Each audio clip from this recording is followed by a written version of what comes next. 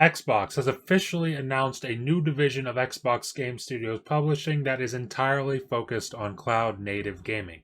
So let's talk about it.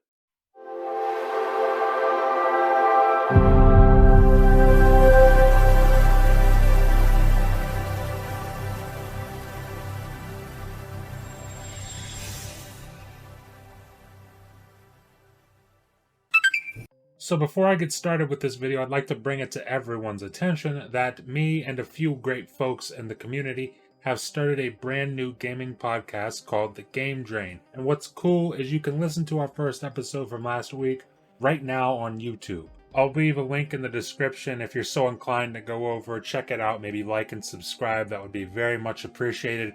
But what's even cooler is that we'll have another show later this weekend, Sunday at 8 p.m. Eastern Time. We do this every Sunday at 8 p.m. Eastern Time, starting last week. And finally, the coolest part of all this is that we're actually available to listen to on Amazon Music and Spotify, and I'll have the links for both of those in the description as well, just in case you're someone who wants to listen on the go. I'll also have the links to all of our Twitter accounts so you can follow us at your own leisure. And I mean, ever since I started listening to all the great podcasts in this community, it's truly what's made me want to create this channel, and I've always wanted to be a part of one myself. So it's fantastic that it's happening now. And with that lengthy intermission, let's get right into today's topic. So we've got brand new details coming our way from a presentation at GDC 2022. Typically, this is a conference that wouldn't get much interest from someone like me, in the sense that it's typically not about games themselves and more about how those games are made, which is definitely interesting, but it's just not something that I would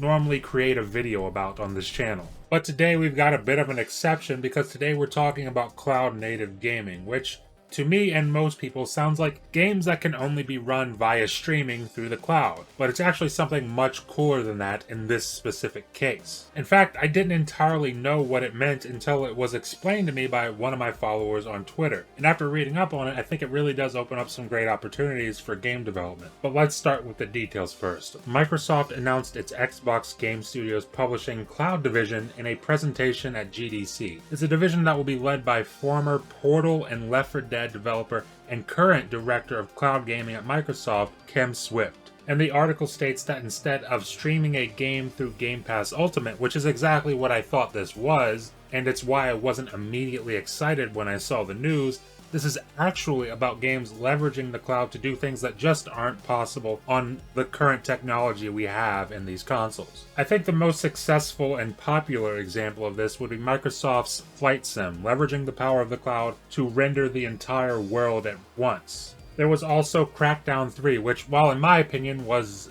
not a great game, but they used the power of the cloud to generate real-time destruction to buildings during gameplay in the Wrecking Zone mode. And despite the gameplay being what it was definitely impressive to see all that destruction happening in real time. So getting back onto cloud native gaming, I think the obvious downside to this is that these games would of course require an internet connection, which for me I'm completely fine with, but I know loads of people take issue with stuff like that. Swift says she sees the future of cloud gaming being split up into three categories, one being ubiquity, which is in reference to having the ability to stream on any device, including devices where it wouldn't be possible to run that game natively. Think of how the Nintendo Switch handles a game like Control. It's not technically running natively on your Switch because the Switch GPU and CPU just couldn't handle that game natively. As we know, Xbox obviously wants to do this on your phones and your tablets, and very soon, hopefully, right to your TV via an Xbox app. Swift also mentions Cloud AI, which is just the use of the cloud for machine learning, and basically this just simply means better AI in games with more interactive and lifelike NPCs.